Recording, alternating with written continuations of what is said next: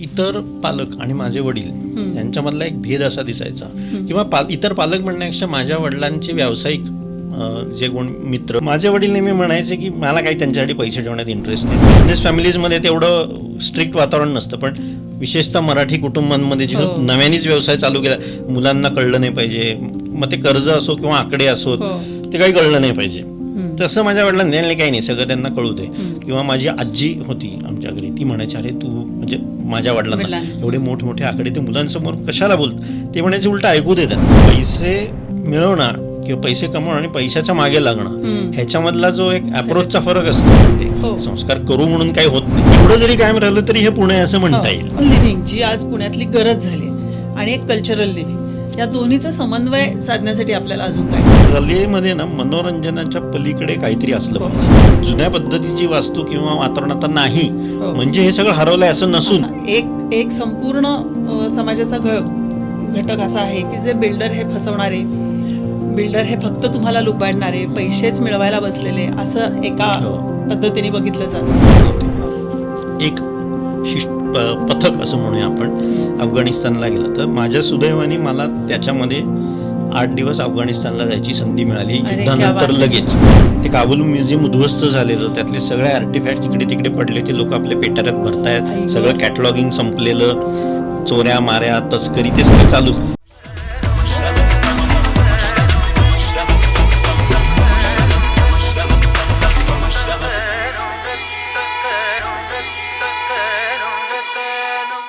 नमस्कार.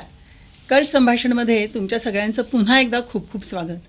आपण आपल्या ह्या पॉडकास्टमध्ये दरच वेळेला संस्कृतीशी संबंधित विविध विषयांवर आणि वेगवेगळ्या इंटरेस्टिंग व्यक्तींना पाहुणे म्हणून बोलवत असतो आणि त्यांच्याशी गप्पा मारत असतो. घर हा आपल्या सगळ्यांच्या खूप जवळचा आणि जिव्हाळ्याचा विषय. अन्न वस्त्र निवारा ह्यातली एक मूलभूत गरज असं म्हणून आपण निवाऱ्याकडे बघतो, पण खरं पाहिलं तर निवारा ही त्या अर्थाने आपली मूलभूत गरज होती का वगैरे असं इतिहासात आपल्याला खूप जाता येईल. पण अगदी रॉक शेल्टर्समध्ये राहणारा माणूस मग स्वतःची घरं बांधायला लागला आणि आज घर ही एक गोष्ट आपल्यासाठी केवळ मूलभूत गरज एवढीच न राहता तो आपल्या जीवनशैलीचा भाग झाला आहे, तो आपल्या स्टेटस सिम्बॉलचा भाग झाला आहे आणि अर्थातच म्हणजे गरज तर ती आहे, परंतु आपल्या सांस्कृतिक जडणघडणीचाही एक महत्त्वाचा भाग झाला आहे. तर आज आपल्याबरोबर गप्पा मारायला पुण्यामधल्या बेलवलकर हाऊसिंग ग्रुपचे समीर बेलवलकर आलेले आहेत. बेलवलकर हाऊसिंग ग्रुप आज पुण्यात माहीत नाही असं कोणी नसेलच आणि पुण्याचा सांस्कृतिक वारसा जपणारे असं म्हणून ह्या बांधकाम व्यावसायिकांचं खूप मोठं नाव आहे. त्यांच्याशी गप्पा मारून आपण ह्या विषयातली त्यांची मतं जाणून घेऊया. समीर, तुझं आपल्या कल्ट संभाषणमध्ये खूप खूप मनापासून स्वागत. थँक्यू.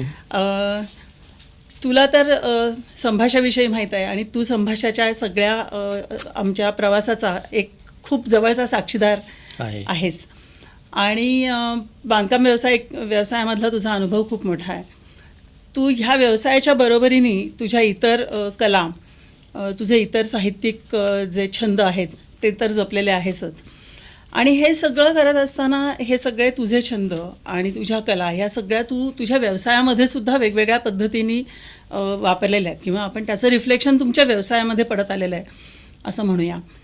इंडॉलॉजीचा अभ्यास केला आहेस, व्यवस्थित त्याच्यामध्ये पदवी घेतली आहेस, त्यानिमित्ताने खूप फिरत असतोस, देशभरामधल्या अनेक गोष्टी बघत असतोस, परदेशातही फिरत असतोस आणि त्यामुळे ह्या सगळ्याच्या निमित्ताने तू एक संस्कृतीकडे पण आणि व्यवसायाकडे पण वेगळ्या पद्धतीने बघतोस असं एक नेहमीच जाणवत आलेलं आहे. त्यामुळे असं वाटलं की ह्या सगळ्या विषयांबद्दल तुझ्याशी गप्पा मारायला हव्यात.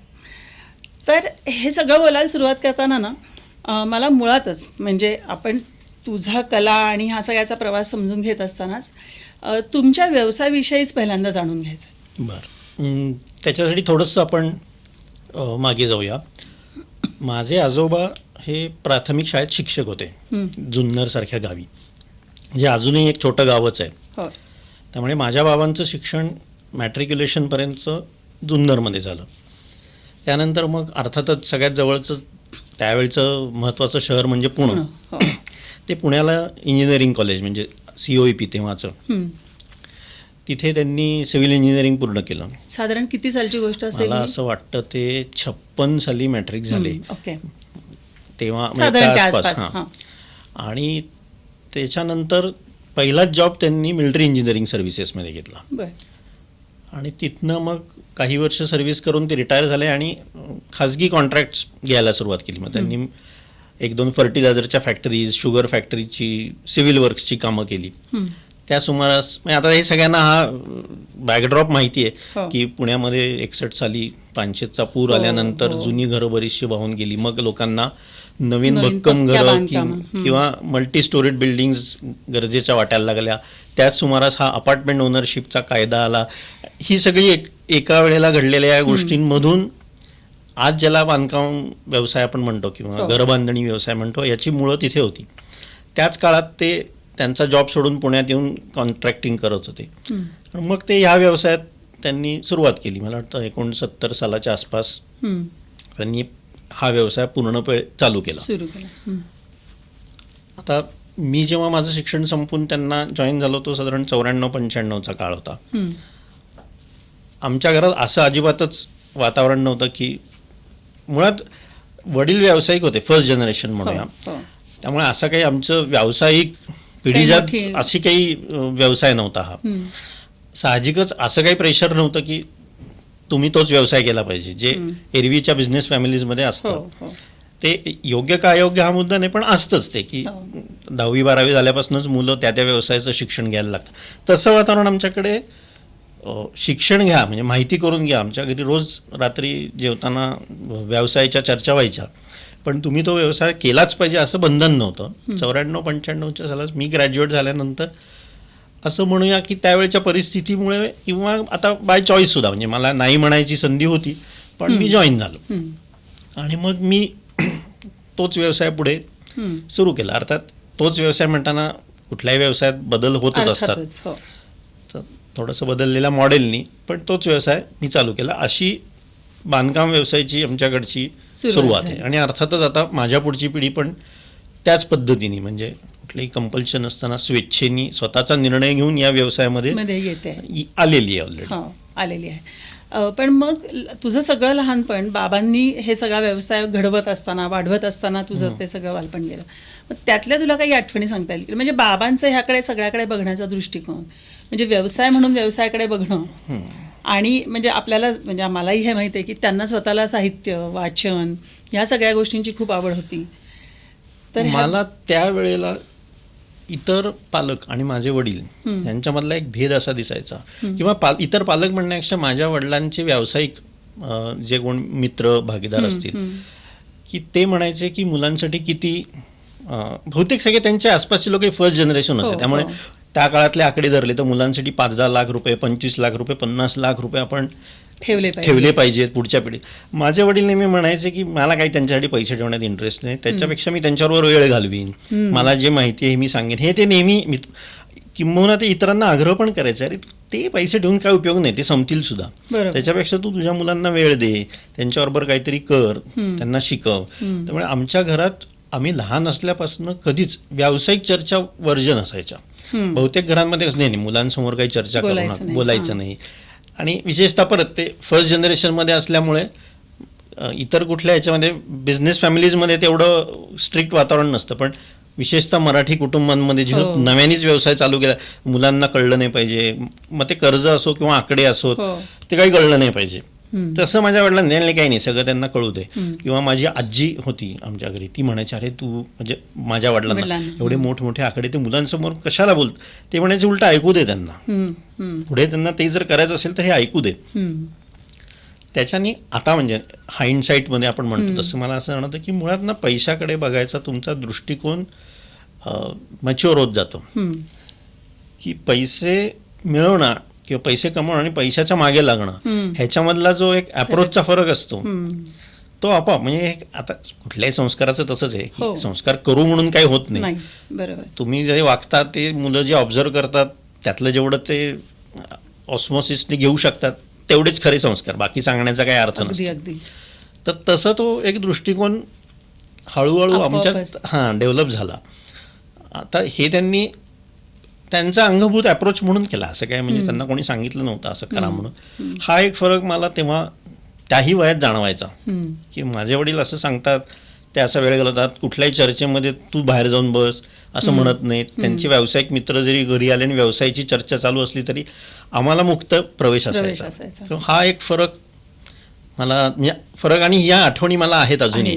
किंवा त्या वेळेला काय बोललं गेलं हे असं काही महत्वाची वाक्य अशी कोरली जातात ना, तशी झाली. किंवा लहानपणापासून एखादं सांगू शकशील? हेच की मला ना तुम्ही हे करताना मुलांना एवढे पैसे ठेवू, हे त्यांचे डायलॉग्स मला जे आठवतात ते करण्यात मला काही इंटरेस्ट नाही. त्याच्यापेक्षा मी मुलांना, आणि ऍक्च्युली ते आम्हाला शिकवायचे. आम्हालाच असं नाही तर आमच्या मित्रमंडळींना पण. म्हणजे आम्ही शाळेत असताना आमच्या घरी म्हणायला, म्हणजे आजच्या भाषेत बोलायचं तर शिकवणी, पण तेव्हा ते रोज सकाळी आमचे मित्र यायचे आणि माझे वडील, बरं विषयाची काही हेच नाही म्हणजे कुठल्याही विषयावर म्हणजे. आणि वडिलांचा स्वभाव असा होता की शाळेचं पुस्तक, क्रमिक पुस्तक हे आपलं समोर ठेवायचं, त्यांचं शिक्षण हे वेगळंच चालू असायचं. तर हा वेळ ते घालवायचे आमच्या बरोबर. ही त्यांची आठवण अगदी आत्तापर्यंत, म्हणजे ते जाईपर्यंत आपल्या सगळ्यांना केलं आणि नातवंडांना, म्हणजे त्यांनी आपल्याही सगळ्यांना असं केलं, आपल्या मुलांनाही सगळ्यांना असं केलं. करेक्ट. सो त्याच्यामुळे कितीही मी व्यावसायिकदृष्ट्या व्यस्त असेल तरी मुलांसाठी वेळ काढणार, ही त्यांची प्रायोरिटी होती. हे मला, ही वाक्य सुद्धा मला आठवतात त्यांनी त्यांच्या मित्रांना सांगितलेली.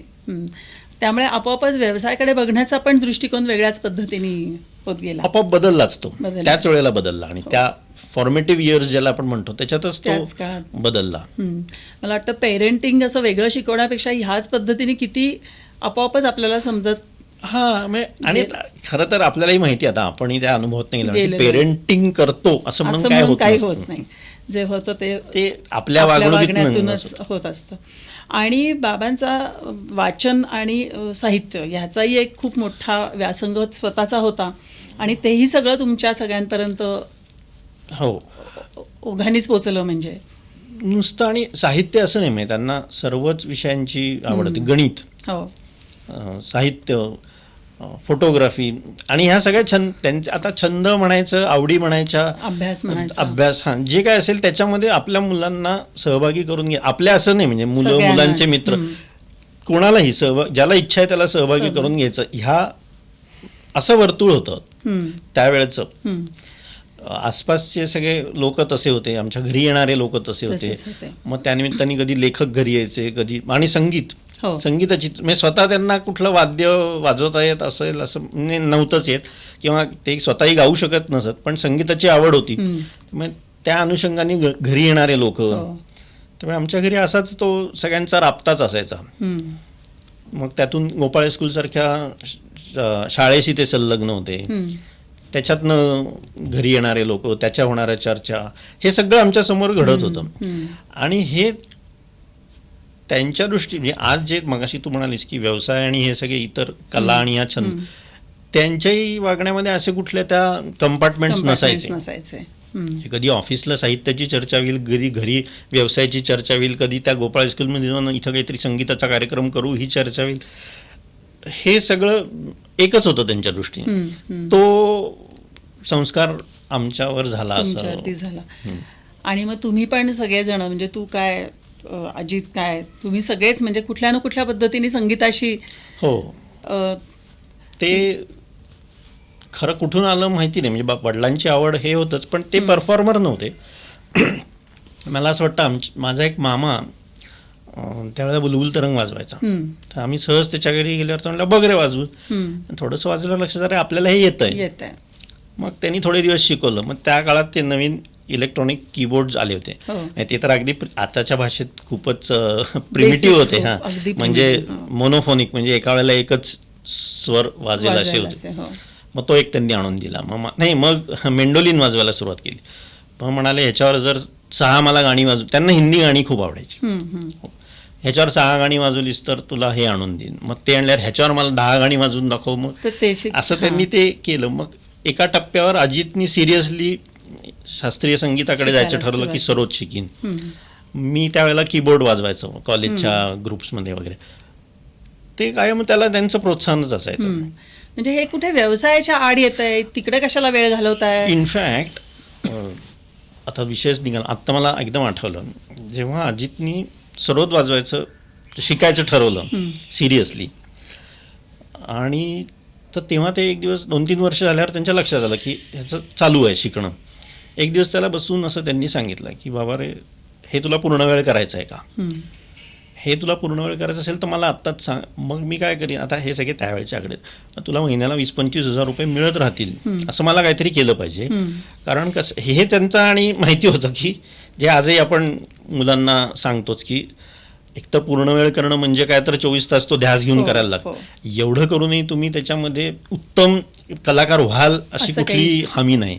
आणि तसे तुम्ही झालात तरी व्यावसायिक दृष्टी तुम्ही परत यशस्वी व्हाल याची तर अजिबातच गॅरंटी नाही. म्हणजे 10 लाखात नाही होण्याची शक्यता खूप जास्त. 1 कोटीतनं एकच कोणतरी उस्ताद अमजद अली खान होऊ शकतं.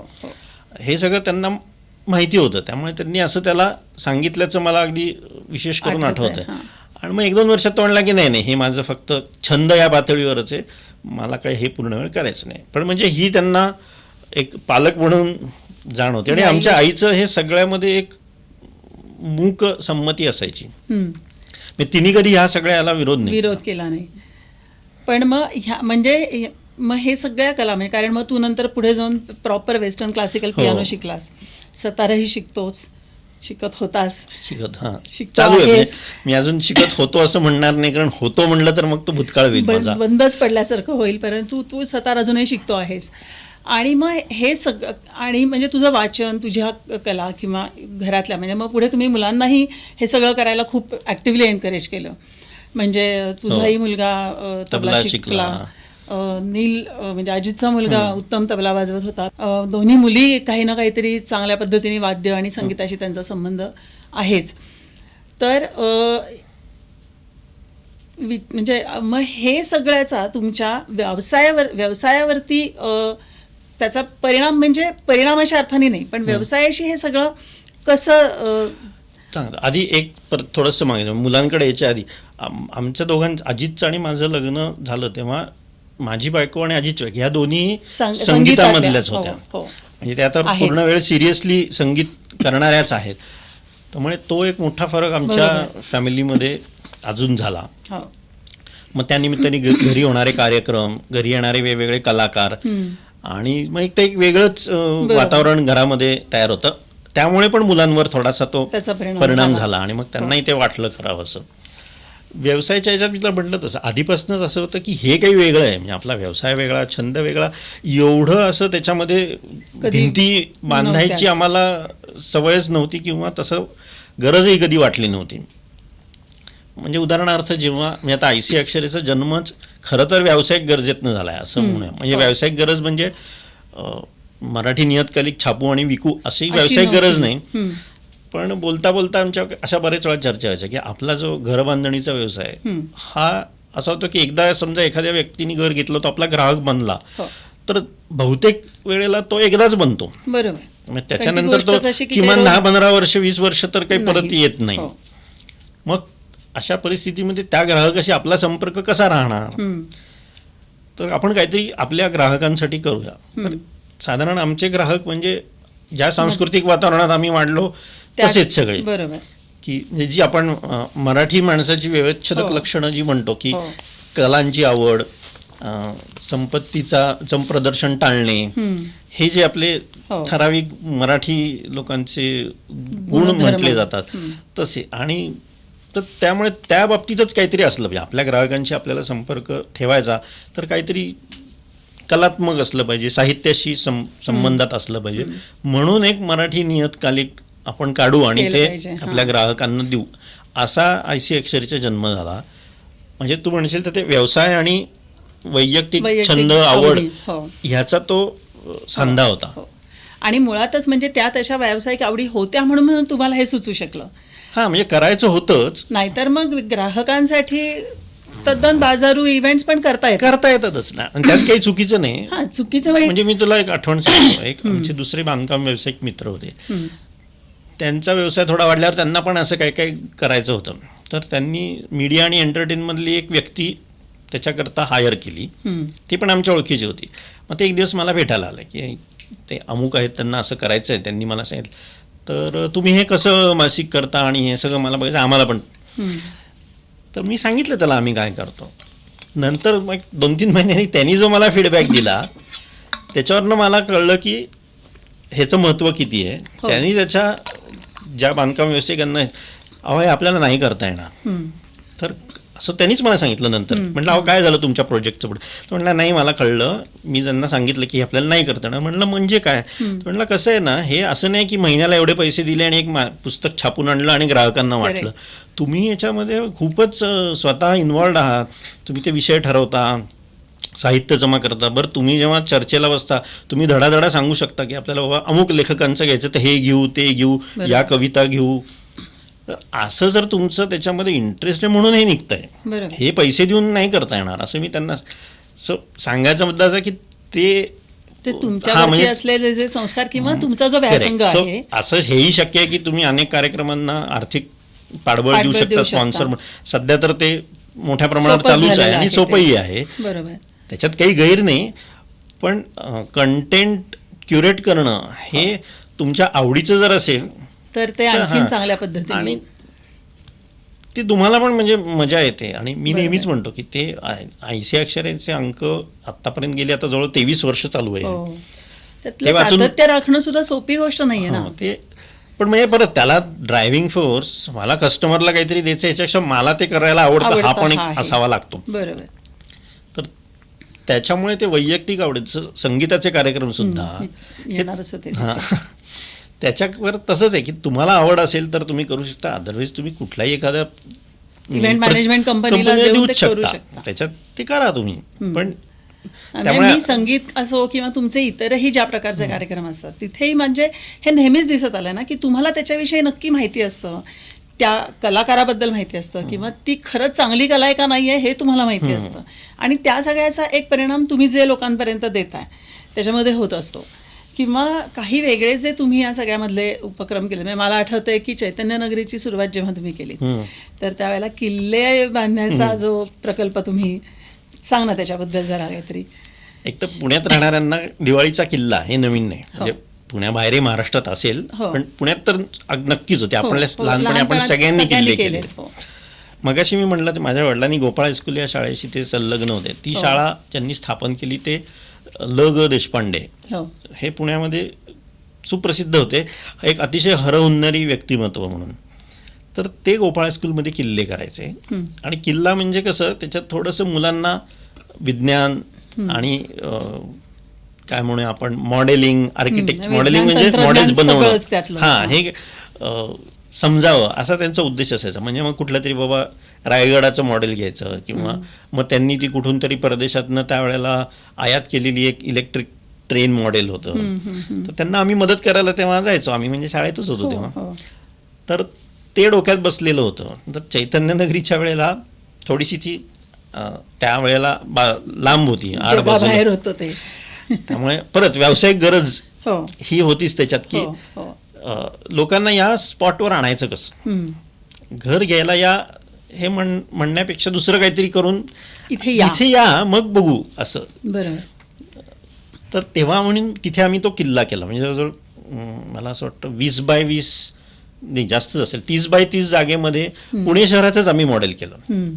आणि त्यातल्या ज्या आपल्या महत्त्वाच्या इमारती आहेत, मंडई, स्टेशन, विद्यापीठ, त्यांची मॉडेल्स करून आणली. मग त्या 2 ट्रेन्स आणल्या. हे सगळं आम्ही लहानपणी थोड्याफार प्रमाणात मदत म्हणून काही ना केलं असल्यामुळे परत ते आता तसं आहे की एक इतके रुपये दिले तर कोणीतरी येऊन तो किल्ला करेलही, त्याच्यात काही अवघड नाही. पण ते पुन्हा काही आवश्यकता नव्हती, पण ती आमची हाऊस म्हणून आम्ही केली. आणि जवळजवळ आम्ही मला वाटतं 15 दिवस तो लोकांना बघायला ठेवला होता. 10-12 हजार लोक येऊन गेली तो किल्ला बघायला. म्हणजे नंतर आम्हाला लक्षात आलं की आम्ही ठेवलेली जागा पुरेशी नाही लोकांना बघायला. मग तातडीने तिथं ते स्टेडियम सारख्या स्टेप्स बांधून लोकांना बघायला केले. मग त्याचे शो कन्वर्ट केले, कॉमेंट्री रेकॉर्डिंग केली. हे सगळं परत तेच आहे की तुम्हाला करायला, म्हणजे ती मीच कॉमेंट्री लिहिणार, आमच्याच घरातलं कोणीतरी रेकॉर्डिंग करणार, त्याला बॅकग्राऊंड म्युझिक आणणार कुठून तरी, सगळं हे होम प्रोडक्शनच. किंवा तिथं काही दुरुस्ती करायची वेळी तर आम्हीच पक्कड आणि स्क्रूड्रायव्हर घेऊन उतरणार. ह्याची गरज आहे का तर काही नाही, पण हे होतंच अंगात. म्हणजे असा कधी विचार शिवला नाही मनात की किल्ला करायचा तर आपण कोणाला तरी कॉन्ट्रॅक्ट देऊन टाकू. आता हे कदाचित आमच्या लहानपणापासून आम्ही जसे वाढलो त्याच्यामुळे आलं असेल. हे शक्य आहे की असं काही करायचं म्हणजे स्वतःच करायचं. तू ह्या निमित्ताने पुणे आणि पुण्याचं मॉडेल आणि हा विषय काढलाच आहेस, तर मग तेव्हापासून म्हणजे ओव्हरऑल पुणे कशा पद्धतीने बदलत गेलेलं तू पाहिलंयस. म्हणजे तू नवीन शाळेत असताना एक पुणे पाहिलंयस, व्यवसायात आल्या आल्या एक वेगळं पाहिलंय, आणि आज आता पुन्हा ते वेगळ्या पद्धतीने बदलत जाताना दिसतंय. तर त्याच्याबद्दल काहीतरी सांगायला आवडेल का तुला, की एकूण पुणे किती मला ह्या विषयात नॉस्टॅल्जिक व्हायला आवडलं असतं तरी मी नाही होणार. कारण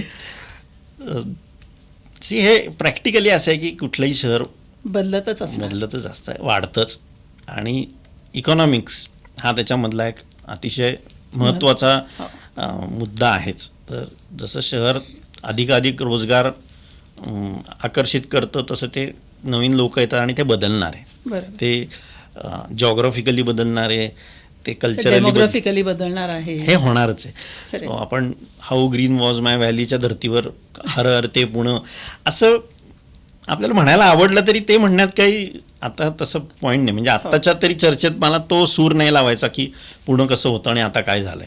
सो आणि त्या सगळ्यामध्ये आपण नुसते काही साक्षीदार नाही आहोत, आपण कुठेतरी त्याचे भाग आहोत, सगळ्या बदलाचा पण आपण भाग आहोत आणि कारण पण आहोत त्याच्यामध्ये. तू नेहमी जसं म्हणतोस की डोंट से की we are in traffic, we are the traffic, हा जो आपण एक नेहमी चर्चेचा आपला हे असतो, तसंच आहे ना की ह्या सगळ्याला आपण कारणीभूत आहोतच. पण मग हे तरी सुद्धा म्हणजे आपण हे कारणीभूत आहोत हे आपल्याला माहिती आहे आणि हे बदलणार आहेच हेही आपल्याला माहिती आहे. तरी सुद्धा त्या जुन्या संस्कृतीचे जे काही घटक आहेत की जे आपल्याला असं वाटतं की हे बदलू नयेत, तर मग ते बदलू नयेत म्हणून काही प्रयत्न करता का? एकदम हा म्हणजे काय म्हणू, ह्या ह्याची तू एकदम नस पकडलीस अशा अर्थाने की बदलणार आहेच, पण काय कायम राहिलं तर आपल्याला हवं आहे की म्हणून तेवढं जरी कायम राहिलं तरी हे पुणे असं म्हणता येईल. असं जर विचार केला तर म्हणजे आपणच आता बोलतो की पुण्यातल्या काही एक विशिष्ट गोष्टी आहेत. समजा की संध्याकाळी म्हणजे सकाळी म्हणा, आता सकाळपासून आपण की टेकड्यांवर फिरायला जाणे किंवा ठराविक ठिकाणी कॉफी पिणे किंवा संध्याकाळी किंवा विशिष्ट दिवशी दगडूशेठला जाणे, कसबा गणपतीला जाणे, ही आपली एक ठराविक रिच्युअल्स आहेत. किंवा पाऊस पडला की टू व्हीलर काढायची आणि सिंहगडावर जायचं, भजी खायची, किंवा पुण्यातल्या काही ठिकाणी जाऊन विशिष्ट पदार्थ खायचे, अमुक रस्त्यावर फिरायला जायचं. आता असं धरून चालू की डेव्हलपमेंटच्या फोरने तो रस्ताच बदलला तर आपल्याला नक्कीच वाईट वाटेल. तर निदान मग तो रस्ता बदलू नये, ही ठिकाणं बदलू नयेत, एवढं आपण करू शकतो. पण मग बांधकाम व्यावसायिक म्हणून ह्यातलं तुम्ही काय करू शकता किंवा कसं करता? आता बांधकाम व्यावसायिक म्हणून माझ्या हातात काय, मी जे प्रोजेक्ट हातात घेईन ते करणं, म्हणजे मी इन्फ्रास्ट्रक्चर या अर्थाने म्हणतो. आता परत आपण जसे वाढलो त्यातल्या आठवणी ह्या आपल्या खूपशा शेजार पाजाऱ्यांशी निगडीत असतात. जरी वाडा संस्कृती आणि समजा जे वाड्यात राहिले नाहीत, इमारती म्हणजे फ्लॅट सिस्टीम, त्यांना सुद्धा किंवा मोठ्या सोसायटीत राहिली त्यांना सुद्धा आठवणी या शेजार पाजाऱ्यांशीच निगडीत असतात. सो शेजार किंवा आसपासचा म्हणजे अगदी शेजार नाही पण म्हणजे ती तुमचा परिसर हा तुमच्या आठवणीतला किंवा जडणघडणीतला भाग आहे. ते जर आपण कायम ठेवू शकलो की तुमच्या आवडीनिवडीचे लोक तुमच्या शेजारी आहेत आणि तुम्हाला एकत्र काही ॲक्टिव्हिटीज करता येतात, असं झालं तर जे 40-50 वर्षापूर्वी आपण अनुभवलं तेच वेगळ्या प्रकारच्या इन्फ्रास्ट्रक्चरमध्ये का होईना पण नवीन पिढीला अनुभवता आलं तर आपण असं म्हणू शकतो की ते आपण कायम ठेवलं. म्हणजे आपण लहानपणी समजा काय मित्र पर्वतीला जायचो, आता तुम्ही समजा वेताळ टेकडीवर जा किंवा अजून कुठे जा, हे एवढाच बदल होईल. हे बांधकाम व्यावसायिक म्हणून मी करू शकतो. मी बांधलेल्या इमारतीमध्ये लोकांना अशा भेटण्यासाठी जागा निर्माण करू शकतो आणि असं आम्ही करतोच की आता टेरेसवर लोकांनी भेटावं, एकत्र काहीतरी करावं म्हणून टेरेसवर थोड्या ॲम्युनिटीज द्यायच्या आणि हे असं करता यायचं. ह्याचा एक आपण काय म्हणू धक्का स्टार्ट किंवा सुरुवात करून द्यायची लोकांना. ह्याच्यासाठी सुरुवातीला 1-2 कार्यक्रम तिथे आपणच करायचे. मग लोकांना ते वळण पडतं, मग ते करतात. मग त्यांना हे बोलायला नाही लागणार अरे आमच्या लहानपणी आम्ही असं करत होतो, आता कुठलं काय. म्हणजे आता कोजागिरी करायला जागाच नाही उरली, आता आम्ही कोजागिरी करूच नाही शकत, ही कारणं उरत नाही. आणि सो आपण जे म्हणलो की काय राहिलं तर पुण्यातलं पुणे हां, पण राहील. राहील. तर अशा गोष्टी केल्या तर ते राहू शकेल. ते राहू शकेल. म्हणजे संगीत, नाटक, कला, साहित्य ही सगळी खरं म्हणजे पुण्याची ओळख आहे. हो, म्हणजे त्या अर्थाने आपण पुण्याला सांस्कृतिक राजधानीच म्हणत आलोय आहेच महाराष्ट्राची. आणि आणि अजूनही आहेच. पण हे पुढच्या पिढींपर्यंत पोहोचण्यासाठी अजून काय काय करता येऊ शकेल? आणि व्यावसायिक म्हणून तुम्ही म्हणजे जे नेहमी कार्यक्रम करताच आहात त्याच्या मागचा तुमचा बाकी पण ह्या सगळ्यातला विचार काय असतो? दोन आणि विशेषतः नवीन पिढीपर्यंत हे पोहोचण्यासाठी काय करतायत? ह्याच्यात मी परत मगाशी म्हणजे असा एक सूर लावायची पद्धत आहे की आजकालची मुलं आजकालची मुलं हां. मला अजिबात तसं वाटत नाही. मला असं मलाही वाटत नाही. पण त्यांच्यापर्यंत काहीतरी पोहोचवलं पाहिजे. म्हणजे शास्त्रीय संगीत घेतलं तर तरुण मुलं मोठ्या प्रमाणावर खूप त्याच्यामध्ये छान घेत आहेत अतिशय आणि हो. साहित्य, नाट्य सर्व क्षेत्रामध्ये असं मला म्हणायला आवडणार नाही की आजकालची मुलं काही. हम्म. आणि लोकांना एक परत ते असं एक सूर लावायचं असतं की वाचनाची आवडच. पण मला सांग ना, आपल्या पिढीतले तरी असे किती कुठे लोक वाचतात? वाचत होते? हो. असं काही नाही आहे. सगळे तेवढं वाचत नव्हते. ते जे प्रमाणे तेच आहे अजून. आणि आता बरोबर. मुळातच आपण तरी किती वाचतो?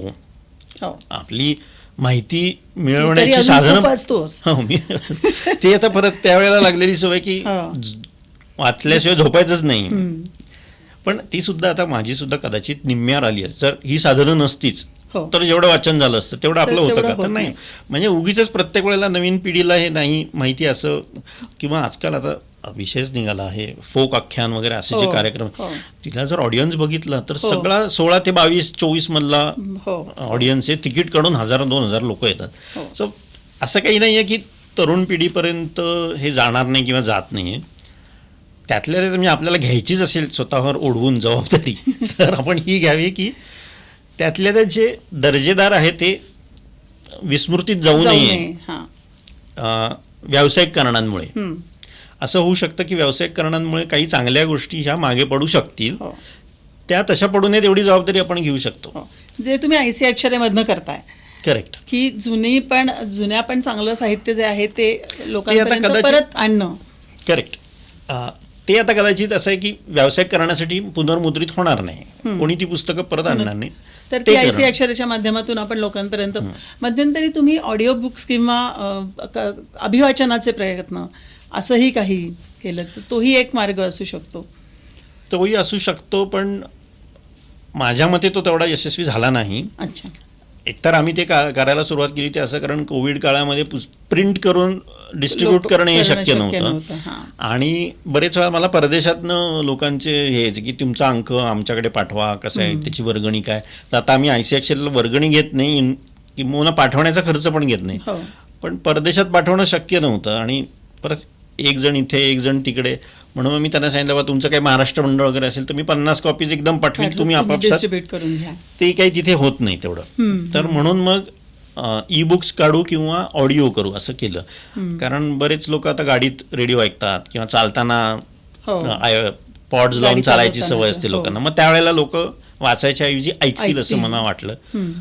पण जो काही प्रतिसाद आला वाचणाऱ्या लोकांचा ते आम्हाला हातात पुस्तक. शाई कागद असल्याशिवाय ते काय वाचण्याची मजा येत बरोबर. नाही. आणि वैयक्तिक माझं पण तसंच आहे. हो. त्यामुळे ती कल्पना काही फार यशस्वी झाली असं मी म्हणणार नाही. पण तो एक प्रयत्न होता. आणि आम्हाला उगीच असं वाटलं की नवीन पिढीला ना ऑडिओमध्ये दिलं तर ते वा, ऐकतील. ऐकतील. असं काही नाही. ज्यांना वाचायचं ते वाचतातच. हां, म्हणजे त्यांना मुळात त्या विषयामध्ये जर रुची असेल तर ते वाचतील, ऐकतील, पाहतील. कुठल्याही पद्धतीने ते तिथपर्यंत पोचतील. बरोबर. आपलं काम हे त्यांच्यापर्यंत त्यांना ज्या पद्धतीने ते पोचतंय त्या पद्धतीने देण्याचं असलं एवढंच पाहिजे. आपण करू शकतो असं एवढंच मला आपण करू वाटतं. शकतो. ती जबाबदारी आपण 2-3 प्रकारे घेऊ शकतो. एक जसं आम्ही स्वतःच काही कार्यक्रम करतो हो. किंवा कुठे चांगला. आता मध्ये फोक आख्यांमध्ये पण आम्ही ते प्रमोट करण्यामध्ये हे होतं. आता तो काही मी क्युरेट केलेला नव्हता कार्यक्रम, काहीच नाही. म्हणजे असं नाही आहे की करतच नाही तसं. हो. पण जास्त करून असे कार्यक्रम करतो की जे आपल्याला करावेसे वाटतात. बरोबर. घरबैठकींचे कितीतरी कार्यक्रम अशा बरोबर. पद्धतीने केलेले आहेत. आणि ओव्हरऑलच म्हणजे आत्ता आपण हे बोललोच पण तरी पण एकदा म्हणजे पण एक अर्बन लिव्हिंग जी आज पुण्यातली गरज झाली आहे आणि एक कल्चरल लिव्हिंग या दोन्हीचा समन्वय साधण्यासाठी आपल्याला अजून काय करता येईल? मला वाटतं मुळात ना. कारण दोन्ही महत्त्वाच्या गरजा आहेत. हो. आता तुला नक्कीच माहिती आहे की संस्कृती कल्चर ह्याची व्याख्या काय आहे हं. असा प्रश्न पडतो आणि विविध ज्ञानशाखांनी त्याची वेगवेगळी वेगवेगळ्या व्याख्या पद्धतीने केल्या आहेत. हो. आपण आत्ता जे चर्चा करतो ह्याच्या अर्थाने जर म्हणायचं तर आपण एवढंच म्हणतोय की एक समूह हो. ज्यांच्या वेशभूषेच्या, खाण्यापिण्याच्या, भाषा त्यांची, हो. यातल्या आवडीनिवडी किंवा काही पद्धती हो. समान आहेत आणि ज्या चालत आलेल्या आहेत, ज्या त्यांनी प्रयत्नपूर्वक जोपासलेल्या आहेत, हो. त्या संस्कृतीबद्दल आपण आता जर बरोबर. बोललो हो. तर मला मुळात असं वाटतं की आपण त्याचा संबंध जो वास्तूशी जोडलेला आहे हं. तो थोडासा शिथिल करावा. हं. हे करावं लागेल, म्हणजे माझं असं म्हणणं आहे की करावंच लागेल. उदाहरणार्थ वाडा संस्कृती, अरे आम्ही हो. काय वाड्यात वाढलो हो. काय, पण शक्यच नाही ना आता वाड्यात राहणं नाही, तुम्हाला. नाही. म्हणूनच म्हटलं की अर्बन मग- लिव्हिंग आणि कल्चरल लिव्हिंग या दोन्ही गरजाच झाल्या आहेत. म्हणजे तुम्हाला आता कितीही तुम्हाला ते नॉस्टॅल्जिक वाटलं किंवा कितीही हे वाटलं, आता शक्य नाहीये ना. नाही. मग तुम्ही ते सगळं सोडणार का? जे वाड्यात राहण्याचे फायदे होते, हो. सांस्कृतिक दृष्ट्या म्हणतोय मी, ते सगळे सोडणार का? तर नाही. मग ते आधुनिक ह्याच्यामध्ये आणि हे काही मी एकटा नाही करू शकत, ग्राहकांनी म्हणजे राहणाऱ्यांनी पण तेवढेच त्याच्यामध्ये अर्थात. प्रतिसाद त्याला दिला पाहिजे. हे आपण करू शकतो. हं. दरवेळेला आपण ते त्या वास्तूशी निगडीत ठेवायच्या ऐवजी हं. त्या कम्युनिटीशी आपल्याला ते जोडून घेता आलं पाहिजे. आपण ज्या अर्थाने संस्कृती म्हणतो त्याच्यात वास्तू ही महत्वाची आहेच. हो. हो. कारण बऱ्याचशा गोष्टी अगदी छोटीशी गोष्ट की हं. आपल्या लहानपणचा एक उन्हाळ्यातली मेन ऍक्टिव्हिटी म्हणजे गच्चीत झोपायला जाणे. हो. आणि मग गच्चीतच पत्ते किंवा अंगणात झोपायला जाणे. ज्यांच्याकडे गच्ची असेल त्यांनी गच्चीत झोपायला जाणे. हो. आणि मग तुमच्याकडे पाहुणे रावळे असायचे, शेजाऱ्यांचे पाहुणे, हो. हे सगळ्यांनी गच्चीमध्ये पत्ते खेळा, हे खेळा. आता हे कशात ना आलं तर उन्हाळा हो. जास्त असायचा हो. आणि घरात आणि लावणे एवढे बसणं कूलर पंखे वगैरे असायचेच असं नाही आणि शक्य नव्हतेच नसायचं. म्हणजे त्यामुळे वातावरणातल्या बदलाला जुळवून अडॅप्ट करण्यासाठी घेण्यासाठी तुम्ही बाहेर- बरोबर. त्याचं कल्चर झालं हळूहळू ना, आणि- गच्चीत झोपायला जाणं हे. हा, म्हणजे आता तू मगाशी विषय काढलाच म्हणून सांगते की मुळात कल्चर किंवा संस्कृतीची व्याख्याच अशी आहे की आपल्या सभोवतालशी जुळवून घेण्यासाठी माणसाने जे जे काय केलं तीच संस्कृती. ते सगळं कल्चरच हां, आहे. तेच. सो म्हणजे पुन्हा मग प्रथा परंपरा हा एक कल्चरचा भाग असला तरी फक्त तेवढं म्हणजे कल्चर नाहीच आहे. आणि तसं येतं आपण सणांना प्रामुख्याने आपली संस्कृती समजतो आणि हो. त्या पद्धतीने तसं तर आपले बरेचसे सण हे शेतीशी निगडीतच हो, आहेत. हो. आज आपल्या आपण गेल्या शेती 10 कोणीच पिढ्यात कोणी करत नाही. 5 पिढ्यात कोणी शेती केली आहे नाही. ना, आपण कधी शेतात गेलोय. मग बरोबर. आपण ते त्याला आपली संस्कृती का म्हणतो? तरी म्हणतो कारण आपण ती अर्बनाइज केली ना. दिवाळी, हो, करावीच लागली ना, होळी करणं अर्बनाइज भागच आहे ना. केली, नागपंचमी सुद्धा अर्बनाइज हो, केली आपण. हो. म्हणजे हे शक्य आहे. आणि म्हणजे मुळातच अरे प्रत्यक्ष नागाची पूजा किंवा वारुळाला जाण्याच्या ऐवजी पाटावर नाग काढणे हे सुद्धा त्याचं बदललेलं स्वरूप आहे. बदललेलं स्वरूप आहे. वटपौर्णिमा सुद्धा आता सर्व सण आपण आपल्या पद्धतीने अर्बनाइज पद्धतीने केलेच बदलले. आहे. आपण जर त्याचंही शहरीकरण आपण करू शकलो यशस्वीरित्या आणि आपण अजूनही त्याच्यामध्ये समाधानी सांस्कृतिक दृष्ट्या आहोत, हो. तर मग हे अचानक का बदलेल? का नाही? आता असं काय वेगळा बदल झालाय? हो. गेल्या 100 वर्षात जो झालाय तोच होणार आहे. कदाचित थोडा फास्ट होईल, बरोबर. पण आपण एक सजग मानवी समूह म्हणून नक्की आपल्याला आवडणारी आणि आपल्याला जे जोपासावं असं वाटणार आहे, जे नाहीच वाटणार ते आपोआप काळाच्या ओघात गळूनच पडणार पडणार आहे. पण जे जपावंसं वाटतं ते कुठल्याही प्रकारच्या इन्फ्रास्ट्रक्चरमध्ये, वास्तूमध्ये जोपासणारच आहोत. खरंय, अगदी खरंय. आणि त्यामुळे- संस्कृती बदलतच जाणार आहे त्याच्यामुळे. आणि हेच खरं आहे ना की संस्कृती ही प्रवाहिक असतेच आणि ती बदलत गेली पण पाहिजे. कारण ती जर सभोवतालशी जुळवून घेण्यासाठी असेल तर सभोवताल बदललं तर आपल्या जगण्याच्या पद्धती पण बदलणार आहेतच. त्यामुळे बरोबर. कदाचित उद्या आपले सणही बदलतील. म्हणजे आता आपल्या मुलांना कदाचित आपल्या पारंपरिक वाढदिवसाचं महत्त्व जास्त वाटत असेल. बरोबर. कारण लोकांनी एकत्र येऊन साजरं करणं किंवा आनंद एकत्र शेअर करणं ही जास्त महत्वाची गोष्ट आहे. प्रत्यक्ष निमित्त काय ह्याच्यापेक्षा? हा, म्हणजे त्याचं कारण काय आहे ह्याच्यापेक्षा सुद्धा हे जास्त महत्वाचं आहे. त्यामुळे हे बदलत जाणारच आहे. आणि त्यामुळे व्यावसायिक म्हणून तुमचं ह्या सगळ्यामधलं जे काय म्हणतात त्याला, त्याच्याकडे बघण्याचा दृष्टिकोनही बदलत जाणार आहे. आणि म्हणजे आहेच, आज आता 50 मजली बिल्डिंग बांधावी लागली तर ती बांधावीच लागणार आहे. काळाची गरज आहे. ती काळाची गरज आहे. 50 मजली बिल्डिंग मधला पहिल्या मजल्यावरचा आणि 50व्या मजल्यावरचा ग्राहक, आता ग्राहक म्हणजे आपण रहिवासी बनूया, हो. यांना एकत्र भेटून काहीतरी करावंसं वाटण्यासारख्या जागा निर्माण करून देणं हे मी करू शकतो. आणि हे मी करीन असं माझं म्हणणं आहे. बरोबर. ते करण्यासाठी सुरुवातीला त्यांना निमित्त देईन, पण आता तुम्ही वाडा संस्कृतीत राहा हे मला असं तर म्हणणं शक्य नाही. बरोबर. किंवा त्याच्यामुळे वास्तू निर्माण करत असताना, म्हणजे वास्तू ही आपली एक फिजिकल गरज आहे असं आपण म्हणलं तर, तिथे कम्युनिटी निर्माण करणं, तिथे ते समूह आणि त्यांचं एकत्रित काहीतरी भावनिक नातं जोपासण्यासाठी प्रयत्न करणं ही कदाचित एक व्हॅल्यू ॲडिशन म्हणून किंवा रादर उलटं, हां. म्हणजे अशा प्रकारच्या कम्युनिटीज निर्माण करण्यासाठी म्हणून आपण चांगलं फिजिकल इन्फ्रास्ट्रक्चर उभं करू, Correct. असं कदाचित बांधकाम व्यावसायिकांनी विचार करण्याची गरज आहेच. आणि माझ्या मते ते करतही असतील, पण मी असं म्हणेन की आम्ही हे खूप आधीपासून आणि करत कॉन्शियसली आलाय. करतो करत की आलाय. कम्युनिटी बिल्डिंग हे दोन प्रकारचं, एक तशा फिजिकली जागा निर्माण करणं बरोबर. आणि त्या जागा निर्माण केल्यावर आपण तशा ते संधी हार्डवेअर असेल निर्माण तर त्याला कर- सॉफ्टवेअर software देणं, पण हवं. हे सगळे कार्यक्रम करणं, हो. किंवा दर मराठी नियतकालिक आहे की त्यांच्यापर्यंत पोहोचवणं, हो. या कार्यक्रमांमध्ये मुळात परत म्हणजे त्या कलेच्या विषयाकडे मी थोडासा आत्ता सांधा बदलतो. मुळातच आम्हाला असं वाटतं आणि बहुतेकांना, म्हणजे माझं काही जगावेगळं नाही, की कलेमध्ये ना मनोरंजनाच्या पलीकडे काहीतरी असलं हो. पाहिजे. नक्कीच. ते प्रबोधन असेल किंवा अजून काही असेल, पण हा. केवळ मनोरंजन हम्म. हा जर उद्देश नाही ठेवला आपण, तो काही वाईट आहे असं माझं म्हणणं नाही. नाही. आता समजा मी बांधकाम व्यावसायिक म्हणून माझं काही कोणाशी भांडण, पण काहीतरी उदाहरण घ्यायचं म्हणून हो. असं म्हणतोय, सोनू निगमचा कार्यक्रम हो.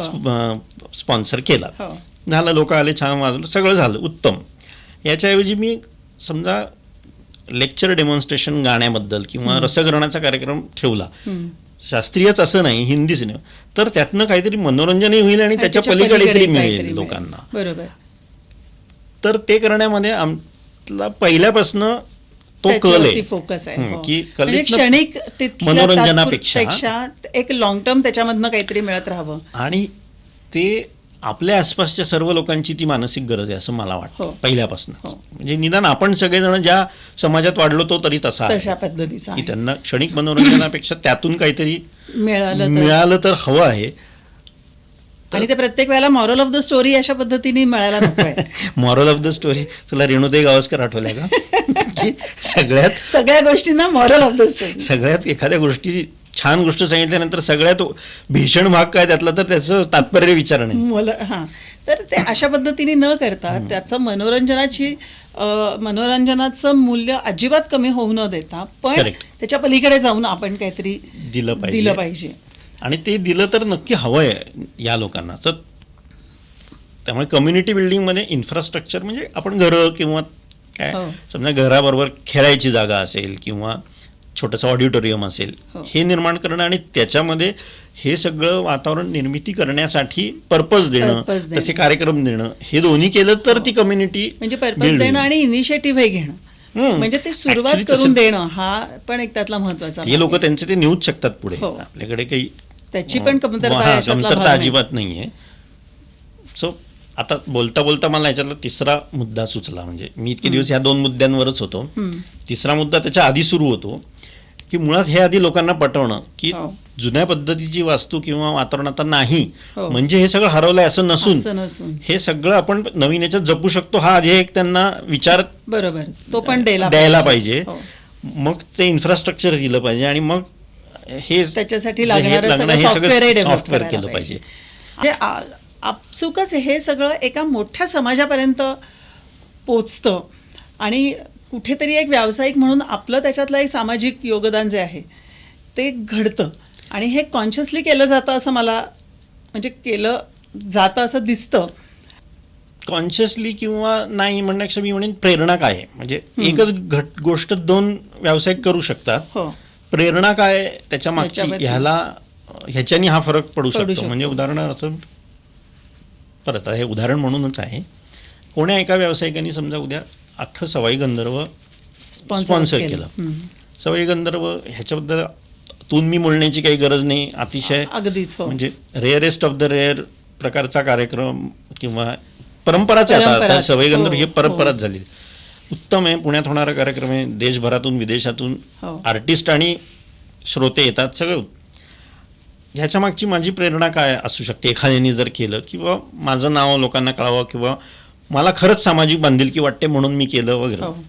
आता दुसरं असं आहे की जे आर्टिस्ट लोकांनी ऐकावेत असं एक संगीतातला थोडाफार जाणकार म्हणून मला वाटत असेल, त्यांना पुढे आणून मी त्यांना श्रोते मिळवून दिले आणि श्रोत्यांना चांगलं हा आर्टिस्ट संगीत मिळवून मिळालं. दिले. हो. हे केलं. दोन्ही गोष्टी ह्या शास्त्रीय संगीत लोकांपर्यंत पोहोचवण्यासाठी केलेल्या आहेत. दोन्हीमध्ये आपण असं धरून चालू कमी जास्ती प्रमाणात सारखाच खर्च झालाय. प्रेरणा काय आहे ह्याच्या मागची, ह्याच्याने तो बरोबर फरक पडू शकतो. किंवा परत चांगलं वाईट असं मी काही म्हणत नाहीये, पण त्या वेगवेगळ्या आहेत. म्हणजे त्या प्रेरणा आणि त्याच्यामुळे तुम्हाला हवा असलेला परिणाम आणि समाधान हे वेगळं आहे. हे दोन्ही वेगळं आहे.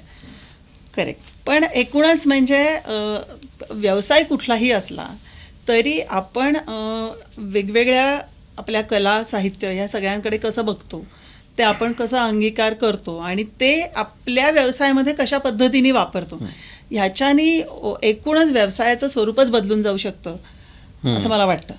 कारण म्हणजे जेव्हा जेव्हा मी ह्या सगळ्याकडे बघते तेव्हा एक संपूर्ण समाजाचा घटक असा आहे की जे बिल्डर हे फसवणारे, बिल्डर हे फक्त तुम्हाला लुबाडणारे, पैसेच मिळवायला बसलेले असं एका पद्धतीने बघितलं जातं. पण तुमच्या एकूण बेलवलकर ग्रुपकडे बघताना किंवा कधीही असं कानावर येत नाही. आणि ह्याचं एक कारण त्याच्याबरोबर ह्या सगळ्या गोष्टींचा जो विचार होतो किंवा कुटुंबातून ह्या सगळ्या पद्धतीचा जो संस्कार येतो तो असेल असं दिसतंच. म्हणजे स्पष्टपणे तो एक आहे. आणि मी परत तुला म्हटलं तसं की पैशाकडे तुम्ही काय कशा पद्धतीने बघता, ते तुमच्यासाठी साध्य आहे का दुसरं काहीतरी चांगलं मिळवण्याचं साधन आहे वगैरे वगैरे, असे त्याला बरेच पदर आहेत. हे इतकं पटकन स्पष्ट नाही करता येणार, पण तिथे त्याचं मूळ आहे असं मला वाटतं. आणि कुठल्याच गोष्टीची उत्तर अशी सरळ नसतातच, त्याला अनेक पदर असतातच. पण त्यामुळे मग हे सगळं आणखीन जास्त समाधान होणारं तुमच्या बाबतीत होतं. आणि मग पिढ्यानपिढ्या म्हणजे आम्ही तुमच्याकडे घर घेतलं, आता मुलांना वेगळं घर घ्यायची गरज पडली तर पहिल्यांदा तुमच्याचकडे विचारूया, अशाही पद्धतीचे ग्राहक निर्माण झालेले दिसतात. आणि हा खूप आनंदाचा भाग आहे असं मला वाटतं. संगीत साहित्य आणि हे तर सगळं ठीकच आहे म्हणजे, पण सडनली तू इंडॉलॉजी जातो आणि नीट मास्टर्सच करतो असं जे काय केलंस, तर असं का केलंस असं, म्हणजे त्यांनी काय तुला नक्की उपयोग झाला किंवा मिळालं? का केलं याच्यामध्ये त्याची कदाचित म्हणजे तेव्हा मला इंडॉलॉजी हा शब्दही माहिती नसेल, पण इतिहासाची मला खूप आवड होती. इतिहासाबद्दल वाचन करणं म्हणजे जगाच्या इतिहासाबद्दल. आणि माझ्या बाबांना थोडंसं तत्त्वज्ञान, भारतीय दर्शनं ह्याची आवड होती. आणि मी मगाशी म्हणत असं ते कुठलाही विषय मुलांची गप्पा मारायला त्यांना काही वाटायचं नाही, त्याच्यातनं आमच्या घरी चर्चा व्हायच्या. तर ते कुठेतरी एक असं तयार होत गेलं होतं. 2002 साली तुला आठवत असेल तर 2001 साली ते अमेरिकेमध्ये दहशतवादी हल्ला झाला आणि वर्ल्ड ट्रेड सेंटर पडली. पण त्याच्यानंतर 2002 मध्ये अमेरिकेने अफगाणिस्तानवर हल्ला केला. मी त्याला हल्लाच म्हणतो, ती काही म्हणत. त्यानंतर भारतातनं त्यावेळेला अटल बिहारी वाजपेयी आपले पंतप्रधान होते, एक पथक असं म्हणूया आपण अफगाणिस्तानला गेलं. तर माझ्या सुदैवाने मला त्याच्यामध्ये 8 दिवस अफगाणिस्तानला जायची संधी मिळाली युद्धानंतर लगेच. मग तिथे मी थोडी फोटोग्राफी केली. मग पुण्याला आल्यानंतर त्या फोटोंचं प्रदर्शन भरवून एक कार्यक्रम पण केला. तर त्या निमित्ताने अर्थात कुठेही प्रवासाला जायचं की थोडी आधी माहिती घ्यायची, वाचन करायचं. ते करता करता मला भारताचा जो प्राचीन इतिहास, त्याचे आजच्या अफगाणिस्तान, मध्य आशियापर्यंतचे असलेले संबंध त्याची माहिती झाली. आणि लगेच ते अफगाणिस्तानची प्रवास झाला. तिथे ते काबूल म्युझियम, आता काय अशी अपॉर्च्युनिटी आयुष्यात कधी मिळणं शक्यच नाही की ते काबूल म्युझियम उद्ध्वस्त झाले, तर त्यातले सगळे आर्टिफॅक्ट इकडे तिकडे पडले होते. लोक आपल्या पेटाऱ्यात भरतायत, सगळं कॅटलॉगिंग संपलेलं, चोऱ्या माऱ्या तस्करी ते सगळं चालूच. असं बघितल्यानंतर तिथं किती मोठा खजिना आहे प्राचीन भारतात. आता तो भारताचाच भाग, आज आपण त्याला म्हणत नसलो बृहत भारत म्हणूया आपण भारत. तर तिथलं, आणि तुलाही माहितीच आहे की अफगाणिस्तान हे तर मोठ्या प्रमाणावर बुद्धिस्ट सेंटर होतं. त्या बामियांच्या मूर्ती बघायला मिळाल्या आम्हाला. म्हणजे तर ते सगळं इथल्यानंतर परत आता 2002 मी ॲक्च्युली प्रत्यक्ष इंडॉलॉजीला ॲडमिशन घेतली 2016 मध्ये. मधली 12-14 वर्ष कशात गेली आता नाही सांगता येणार, पण ते बीज होतं, ते डोक्यात आलं. आणि ते ॲडमिशन घेणं टीमवी मध्ये जाऊन तोही एक योगायोगच होता की अचानक मी गेलो. ती ऑलरेडी वर्ष सुरू झालेलं होतं, पण तिथल्या डॉक्टर भालेराव आपल्या HOD म्हटल्या नाही तुम्हाला करायचं तर आत्ता बसा, क्लास चालू आहे असं म्हणून मी डायरेक्ट जाऊन बसलो म्हणून ते झालं. आठवत आहे. आणि तू तिथून मला फोन केला हो की तुलाही करायचं होतं, मी ऍडमिशन घेतली आहे असं म्हणून. असं ते असंच तो कधीतरी तो योग येतो ते झालं. पण त्यामुळे मला ती 2 वर्ष त्याच्यानंतरची अभ्यासातली आणि त्याच्या अनुषंगाने आपल्या सगळ्या मित्रमंडळींच्या झालेल्या चर्चा याचं एवढं एका वाक्यात सांगायचं झालं तर असं की तुमचा सर्व गोष्टींकडे बघण्याचा दृष्टिकोन बदलतो. म्हणजे केवळ भारताच्या इतिहासाकडे असं नाही, इतिहास, भाषा, संस्कृती, सर्वच मानवी संबंध, राजकारण, व्यापार, आपण काय काय शिकलो आणि प्रत्येक बाबतीत आपली अशाच चर्चा व्हायच्या. सर्व गोष्टींकडे बघायचा तुमचा दृष्टिकोन त्या बदलतोच आणि तो माझा 2 वर्षात त्या पूर्ण बदलला असं मी म्हणेन. ही सगळ्यात मोठी त्यातली जमेची. बाकी आपण जे शिकलो ते आणि त्याच्यामध्ये जे उपलब्ध ज्ञान आहे किंवा आपल्या समोर जी ज्ञानी मंडळी आहेत त्याच्या तुलनेने तुलना करण्यासारखं सुद्धा नाही, परंतु दृष्टिकोन बदलणं हा महत्वाचा भाग आहे. बाकी मग तुम्ही उरलेलं तुमचं कधी मिळवूच शकता. ते इंडॉलॉजीचा एक तो मोठा तुला आहे झाला आणि असं मला वाटलं की हा हे आपल्याला करायचं होतं. आणि आपल्या ओव्हरऑल व्यक्तिमत्वावरतीच त्या सगळ्याचा प्रभाव पडतो. नक्कीच होतो. म्हणजे त्याच्यामुळे मग तोही एक बदल, म्हणजे तू म्हणतोस तसं की आपलं पर्स्पेक्टिव्ह बदलतं आणि आपणच बदलतो. आता आपल्याला एक रॅपिड फायर वगैरे काही मला विचार करायला लागतो. नाही थोडक्यात रे, खूप त्रास नाही देणार तुला. बरं चल सुरू करूया. पुण्यातलं सगळ्यात आवडतं ठिकाण? रुपाली हॉटेल. आवडता कलाकार किंवा गायक? अरे बाप, हे असं काय तुम्ही म्हणजे अडचणीत टाकता लोकांना. भीमसेनजी जोशी. ओके. वारसा की आधुनिकता? वारसा. एका शब्दात पुणे? माझं. वा, माझं. एका शब्दात घर? आपलं. एक पुस्तक किंवा गाणं जे प्रत्येकाने अनुभवलं पाहिजे? गाणं म्हणण्यापेक्षा मी असं म्हणेन प्रत्येकाने आयुष्यात निखिल बॅनर्जींची सतार ऐकली पाहिजे. बाकी काही ऐका नाही का, निखिल बॅनर्जी या कलाकाराची सतार प्रत्येकाने ऐकली पाहिजे. मस्त. आणि त्यातल्या त्यात सुचवायचं तर कोमल ऋषभासावरी किंवा आईर भैरव ऐकला पाहिजे. खूप मजा आली गप्पा मारायला. आणि मला पण म्हणजे बरेच दिवसांनी असं नुसत्या गप्पा मारायला असं वाटतंय. व्यवसायाशी हे कसं निगडीत आहे असं विचार असं कोणीतरी विचारेल असं कधी वाटलं नव्हतं. नाही, माझ्या डोक्यात हे कायमच होतं की व्यावसायिक म्हणून घडताना ह्या सगळ्या गोष्टींचा कसा परिणाम होत जातो. हे आता तू विचार हा विषय निघाला म्हणून सांगतो. आपले तालयोगी सुरेश दादा तळवलकर हे तर आमचे फ्लॅट धारक एका अर्थाने. ते आपल्या रामदासजी पळसुलेंच्या ओळखीने आले, ते सगळं झालं आणि नंतर ते जसे जसे आम्हाला ओळखायला लागले आम्ही त्यांना ओळखलं. ते मला नेहमी म्हणायचे, मला अजितला, की हे सगळं ना ह्याने तुमच्या व्यवसायावर म्हणजे तुमची घरं तुमच्या डिझाईन कुठेतरी परिणाम होत असणार, कुठे ते तुम्ही शोधा, पण काहीतरी ह्यानी होत असणार तुमच्या या कलेच्या आवडीमुळे. ते असं कधी पिन पॉईंट शोधता नाही आलं किंवा येणार पण नाही, ते शोधता येणं अवघड पण ते असे नेहमी म्हणायचे हे तुम्ही तुमच्या ह्याच्यामुळे कुठेतरी तुमच्या याच्यावर एक चांगला त्याचा इम्पॅक्ट होत असेल. मी 20 वर्ष तो सतत पाहिलेला आहे. तू तर ह्या सगळ्याची मी बाबांबद्दल जे म्हणलं की संस्कृत बद्दल तुझं त्यांच्या कितीतरी वेळा चर्चा किंवा कठोपनिषदात हे म्हटलं याचा काय अर्थ होतो हे ते तुला फोन करून विचारणार, हे चालायचंच त्यांचं चालायचंच. आणि हे सगळं तुमच्या व्यवसाय म्हणजे व्यावसायिक नातेसंबंधांमध्ये पण कसं दिसायचं हे, कारण मी हाऊसिंग फायनान्समध्ये अनेक बिल्डर्सना ह्याच्यापूर्वी भेटलेले, त्याच्यामुळे तो फरकही मला प्रामुख्याने जाणवायचा. आणि म्हणून मला असं वाटलं की ह्याच्यावर केव्हा तरी असं एक गप्पा सेशन झालं पाहिजे. हे असं तुमच्या पॉडकास्टचं निमित्त वापर मी ती जी इमेज आहे ना ती आता नाही राहिली आहे तशी. आणि माझे अनेक समवयस्क समव्यावसायिक बंधू आहेत की ज्यांना पण कला आणि या विषयाची आवड आहे, मे बी त्यांचं एक्सप्रेशन तसं येत नसेल किंवा तेवढा वेळ त्यांना द्यावासा वाटत नसेल, देता येत नसेल. सो मुळात माणूस व्यावसायिक असला तरी जर तो मुळात कलाप्रेमी असला तर तो असतोच. हो, कलाप्रेमी म्हणजे कलाप्रेम हे एक, आणि काय म्हणतात ना त्याला चौफेर अनेक गोष्टींचं जर भान असेल ना तर आपोआप एक सामाजिक भान पण त्यातनं येतं ह्या सगळ्यात. आणि ते परत माझ्या बाबांचं एक हे की त्यांनी शिक्षणाचा कधी बाऊ नाही, म्हणजे शालेय शिक्षणाचा कधी बाऊ नाही केला.